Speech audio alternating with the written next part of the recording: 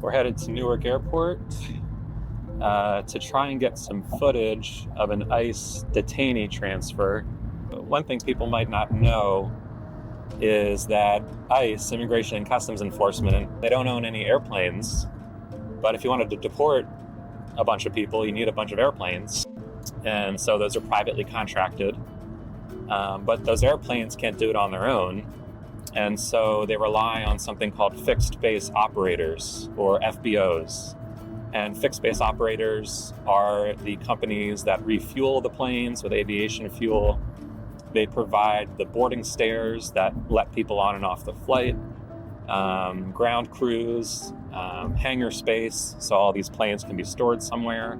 A tipster contacted our colleague, Brian Grenoble, and said, isn't it interesting that one of the top service providers for ICE, contracted ICE flights, that service provider is 30% owned by Bill Gates and the Gates Foundation's asset manager, a private investment company.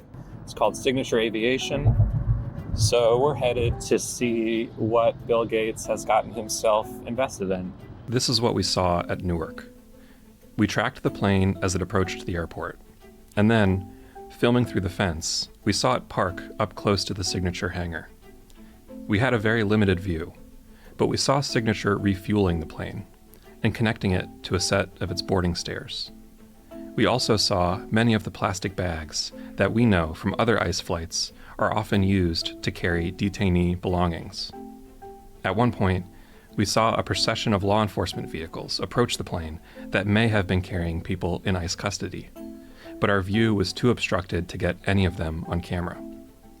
As far as we know, this was the first time a flight chartered for ICE has been spotted on camera getting serviced by Signature at Newark Airport. And we're lucky that we even saw that. In Seattle, Signature's logo on a set of boarding stairs that's been used for immigration flights was recently covered up with cardboard and duct tape. Still, we thought it was important to document people in ICE custody being led off of a deportation flight on Signature-owned equipment. So over 2 weeks, we went back to Newark several times, and eventually we got lucky. On a recent Sunday, after this ICE flight from Louisiana landed, Signature stairs rolled up to the door, and people in shackles filed off the plane and down the steps.